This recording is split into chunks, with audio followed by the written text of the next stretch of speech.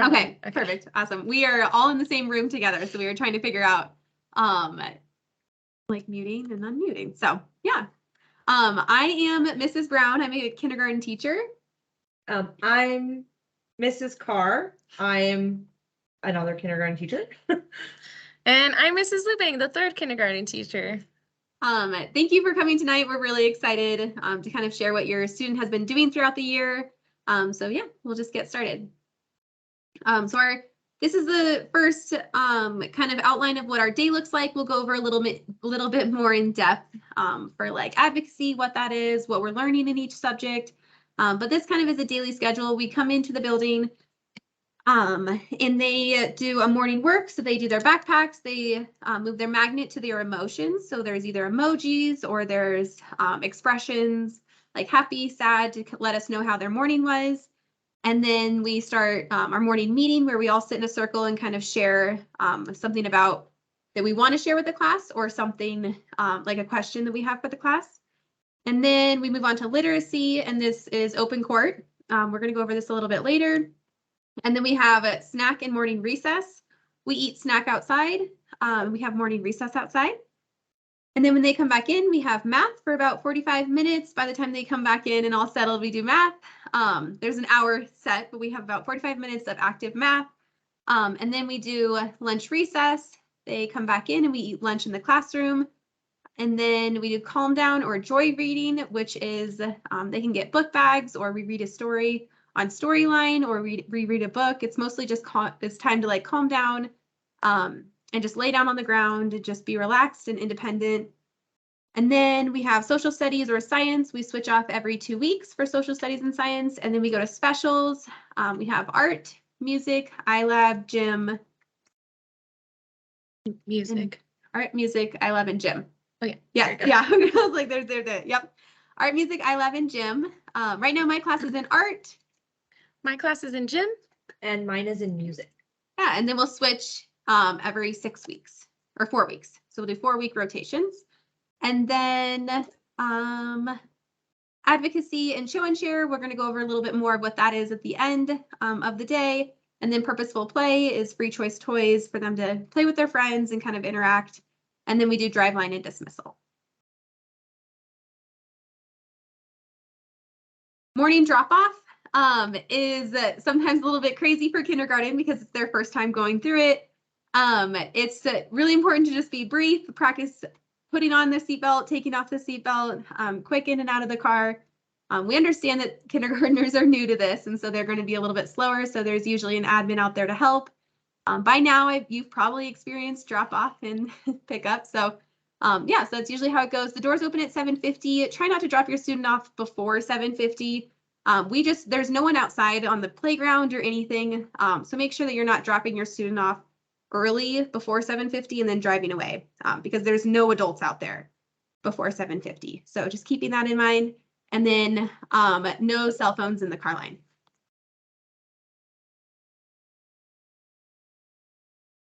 Okay. Yeah, just in case. And then yeah, afternoon pickup is pretty similar to we'll dismiss from the classroom. So we use a program called Driveline where they're called on a screen in our classroom. And so we see their name popping up and then we'll send them outside. Practicing getting in the car and buckling is really helpful for this just because it helps the Driveline moving a little bit quicker. And then if you are late to picking your student up, you can go to the front office and they'll be hanging out in the lobby. And then just like I said, no phones, please, in the Driveline, just keeps it going quicker. And then if you do want an after school program, it's called Champions. And they're like within the school, but a little bit separate. So you can sign up through them for Champions. Oh, and then just to add in on with Champions, if you are part of Champions and you are picking up your student in Driveline, just email your child's advocacy teacher just so that we know in case we send them out to Champions and then we see your name pop up, we might be a little concerned about trying to find them quickly for the car line. And then snack time, as Mrs. Brown stated earlier, we have 2 scheduled snacks, one at 9:45 and then the other at 2:30. Please send healthy food. We are trying to just demonstrate to our students to eat a bit healthy, but also, as y'all know, if they eat a bunch of sugar, they'll get really excited and then crash. And we're just trying to create a learning environment as much as possible. And then just along with those snacks, make sure that it's 1 snack per snack time. If it can fit in 1 hand, it's kind of like our rule of thumb. I know that in my class, we've had several students bring in more than 1, and then they get a little disappointed if they don't get to eat them all. So just to keep in mind. And then please spill-proof water bottles with water only. That way we keep the messes to the minimum. And then if you do have a quick drink before school, just make sure that it's gone before they enter the school building. Water is allowed throughout the day. Any juice or milk will be reserved for lunchtime. So if they have a juice box or a juice pouch, that's fine, just as long as it's in their lunchbox. For lunches, hot lunches must be ordered the week before and ordered via Microsoft Forms, and they must be paid even if your child is absent. And this is something that I'm just learning as well. If you order them or if you pay for them, you still have to order them by selecting which meals that you would like to choose from. So even if you paid for them the week before, just make sure that you select the meals because your child might come to school and then they don't have a hot lunch because the meals weren't selected. However, if that ever happens, of course, we're going to make sure that your child has a lunch provided. And then you can submit free or reduced lunch applications all year. It's always better to have too much food than not enough. We have a microwave in the class. However, each student needs to use it. It takes about 15 minutes. And we do have a time limit, which is 30 seconds. So none of the hot lunches or the microwavable meals that might take more than 30 seconds. So talking about toys and show and share. So toys cannot be brought out throughout the day. And if they do get brought out and it becomes a distraction, the teacher will take it and it will stay with them for the rest of the day. Your student will be able to bring it home, but it will stay with the teacher in their desk for the day. This is the same for show and share.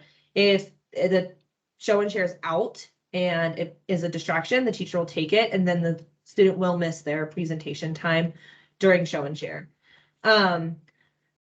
We are not responsible for broken, lost toys. Your child is responsible for making sure that it comes to school, goes home, and is taken care of. Weapons and fake weapons and Beyblades are not accepted. Please do not send them. And with toys, we want to avoid like soft blankets, loveys, things like that, because they can carry lice and we want to avoid lice. With show and share, we don't make up show and share days. Each child gets one once a week. And if they forget, they have next week. If they aren't at school, they have next week. And please only send 1 share that fits in their backpack. So we don't want it to just be hanging out in their cubby. That would just be too large and it would become a distraction. For birthday celebrations, so you can choose to bring in treats or goodie bags. If you do bring in food, please make sure that it is store-bought. There are labels, the ingredients are on the label. And if your child has an allergy, it's your responsibility to send in a non-perishable dessert type snack, something that can be stored in the classroom. Other parents aren't responsible for making sure that the birthday celebration fits all of the allergies in the classroom. Things that work well for withstanding a couple of months at a time are fruit snacks or like those prepackaged Rice Krispies are really nice. You can send in birthday invitations for birthday parties and things like that. They'll go home in their Friday folders and there will need to be one for each student. Everybody or nobody. So when we say individually wrapped and store-bought, we mean things like the M&M packs or the applesauce pouches, prepackaged wrapped Oreos, things like that. While the things on the right-hand side are store-bought, they're not individually wrapped. So when we like pass them out and stuff, I think is where the like concern comes from, is having like multiple people touch whatever's in the box. Volunteers. So if you are interested in volunteering in the classroom, you do have to complete a background check. It takes about 1 or 2 days to get back, and it's $20, and you can do that through the front office. They can help you and send you a link to do that. If you do want to go on a field trip, you do have to complete the background check as well. So volunteering in classrooms, at the school, field trips, anything with the school, you have to do a background check. Picking up trash, we have like an Earth Day that you can come in and help volunteer for. So just be sure that you have your background check before, because unfortunately, if you show up and you don't have it, we are not able to have you come on our field trip. So just doing it once, and then I'm pretty sure it's good for a good amount of time, like a while.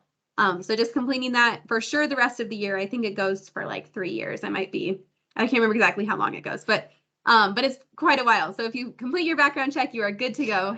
And then we have 4 field trips throughout the year. Our first 2 field trips, the first one is in September, and we're going to the Butterfly Pavilion. And then the next one will be in October, and we're going to a pumpkin patch. We are going to have 3 adults at the Butterfly Pavilion per class for chaperones, and then unlimited amount at the pumpkin patch. So if you're not able to make it to the Butterfly Pavilion, pumpkin patch is a great option for you. All right, and then our academics. We are a needs-based placement and differentiation. So we place our classes based on social, emotional, physical, and academic. Not just academic, but the whole child that comes in. We did do testing before, and so we're kind of getting a rough estimate of academically where your student is, and like sitting with your student, how the interactions were. And so we're not like a high or low grade. We're just mostly basing off of like what would be a best fit for your class or for your student, and what class would be a best fit for them. The important thing is that your child is learning and being successful, and not where they are in relation to the other students in the classroom. Would you like me to? I'll do it for it. I love our new curriculum. We have open court, and it is amazing. It's great. I've taught it before, and it's great for our literacy and our reading. It does a great job going over letters and sounds. It quickly briefly touches on every single letter at the beginning, and then we kind of go more in depth, and so that students are exposed to the whole alphabet at the very beginning, which is very helpful for writing and very helpful for like our sight words and when we jump into reading. And so we also will be doing journals throughout the whole entire year. We do a monthly journal, and it will go home at the end of each month. So if you haven't seen their writing yet, you'll see that in October. By the end of the year, we will have exposed the students to 72 sight words is the goal, and then 50 sight words to know by heart. So that would be reading it within 3 seconds and not sounding out the word and just knowing it like right away. So our first set of sight words will be going home roughly, depending, it will be like October, November is when you'll see the first set of sight words. And this is not homework. This is just letting you know these are the words that we're working on in class. And Big Ideas. Big Ideas is our math curriculum. And as you can see that it's split into 4 different sections, and those are standards based. So fantastic. Starts with number quantity, algebra functions, geometry, measurement, data, and probability. As it comes down into number and quantity, we want students to be able to identify the number, know how to write it, understand what that number represents. Algebra functions, we're going into addition and subtraction, geometry, identifying shapes, and then measurement, data, and probability. It kind of goes hand in hand with number and quantity, as well as algebra functions. So how can we look and see, like, for example, if we have a measurement on the wall, they can go up to the measurement and say, oh, I'm 4 feet tall because the sequence there's a foot, and I go reach to the 4th one. How will we learn it? We always start each lesson with a warm-up, talk about the vocabulary we will be learning, and then we go into an I do, we do, you do. So an I do is where the teacher demonstrates what is the skill, the we do, the classroom demonstrates the skill, and then the you do is independent work. There's some additional resources that we'll be using throughout the year, including math musicals, summary teaches, and extension activities, as well as we'll be starting some math centers as we get go throughout the year. Right now, we're still working on our classroom routines, but eventually we'll be diving into our math centers. And then going down into science and social studies, we'll start with science.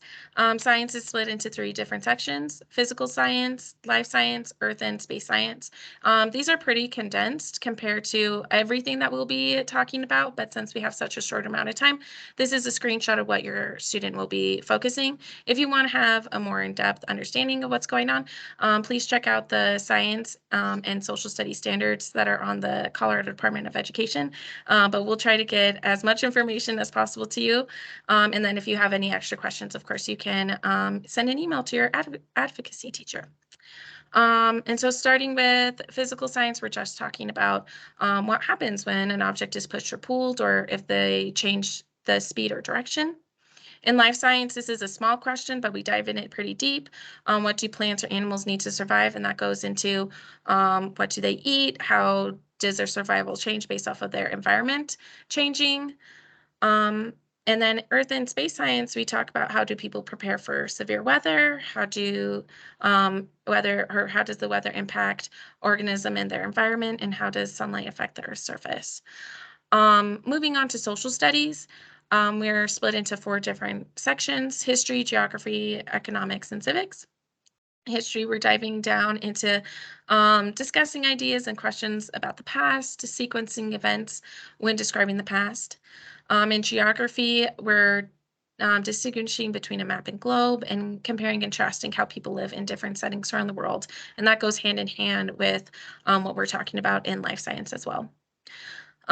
Economics and civics, there's a lot that we're going into those 2 sections, but briefly, economics is what we're talking about is that individuals make choices based off on their wants and needs, and how does those wants and needs affect our choices, and identifying the costs and benefits of a choice an individual makes.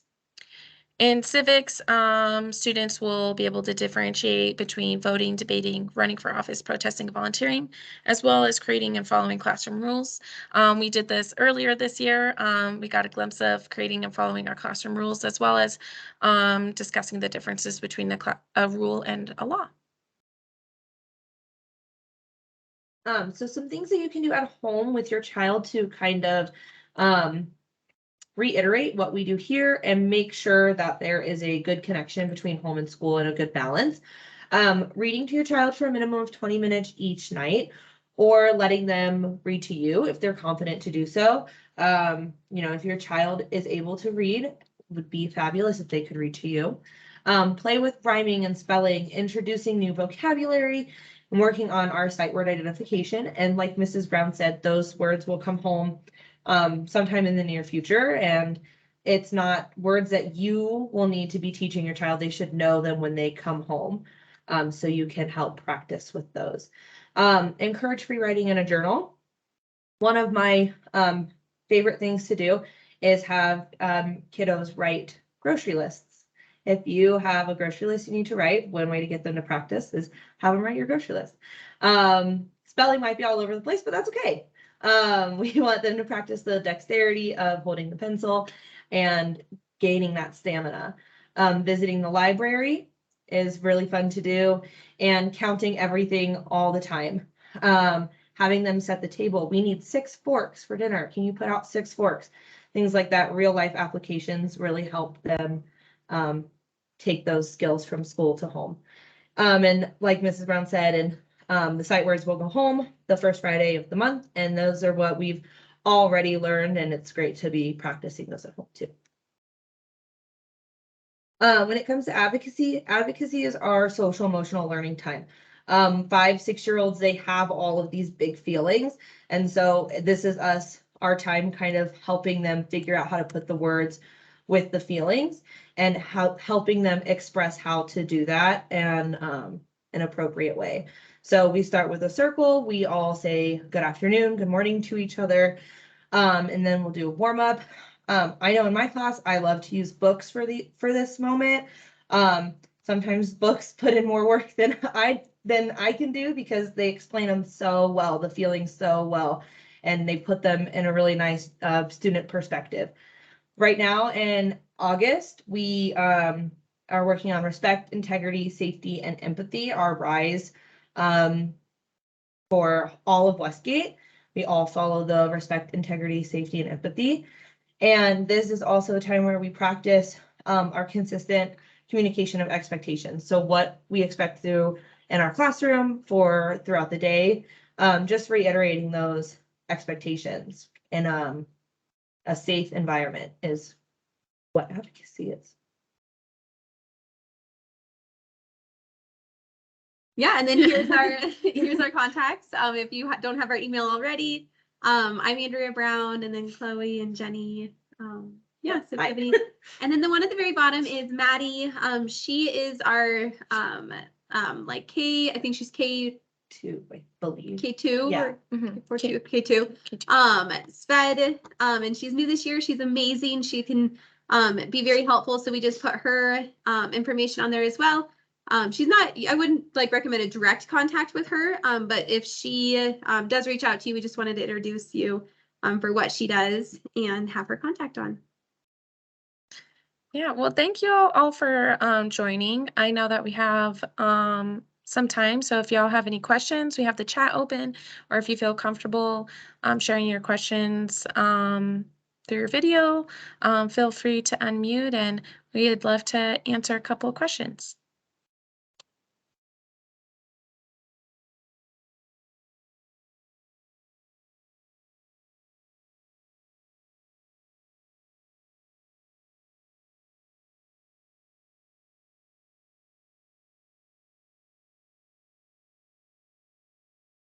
And then if you feel, or if you would like to also email any of your advocacy teachers directly, feel free to do that as well. And then if you feel confident with the information and you are ready, feel free to leave the meeting whenever you feel comfortable.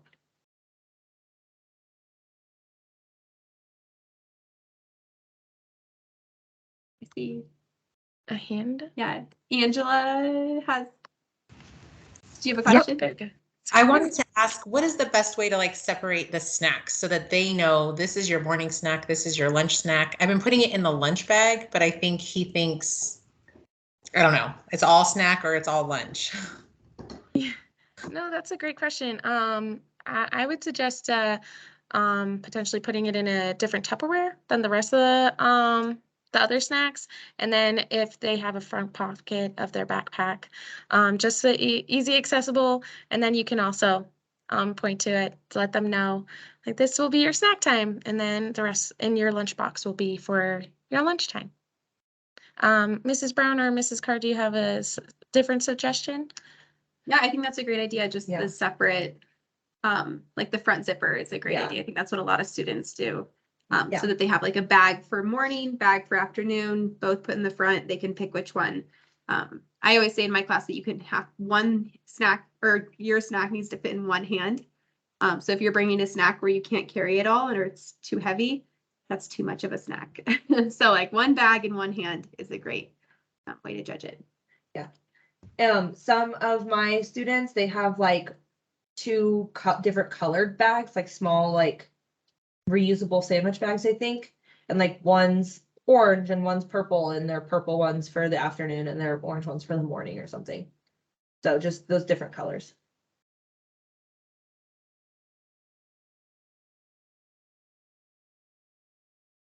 I can also stop sharing. There you go. There you go.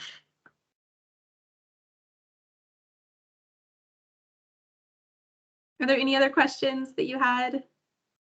We will also be sharing the recording and our PowerPoint with you. So if there's anything that you wanted to go back on or any other questions, please feel free to email any of us or your teacher, your student's teacher. But yes, thank you so much for coming tonight. We really appreciate it. I think this is a great way to get out all the communication that we're trying to share with you. And so it's a great way to just tell you what we're doing in class. I do have a quick question. As far as like with lunches, is there like, I know a lot of schools have like no peanut butter rule or anything. Is there anything like that for you guys? Nope. If there's an allergy in the classroom, we usually, like a severe peanut allergy, we usually will share it with the rest of the class, just saying, hey, like parents, just keep this in mind that we do have a severe allergy. But if your teacher has not shared a severe allergy, and we never say like what student it is or anything, we just say like just a heads up, being courteous of the rest of the class. But yeah, nope. Just, yep, no, Yeah. we would have let you know. Okay, thank you very much.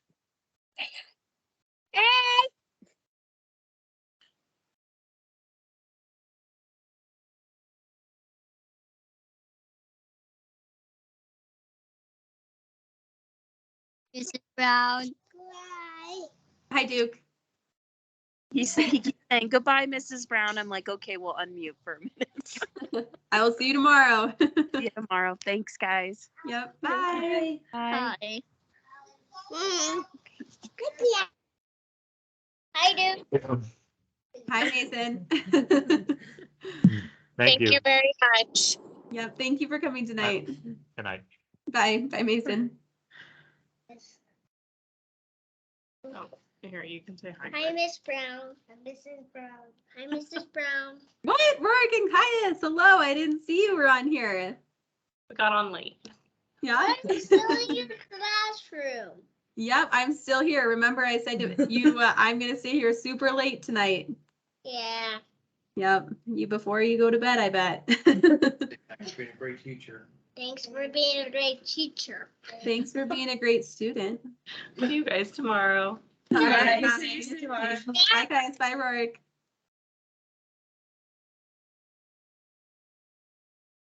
All right. Well, thank you. And I think it's just. Mr. or Mrs. Sugars, if y'all need anything out and we're no. Okay, guys. Great.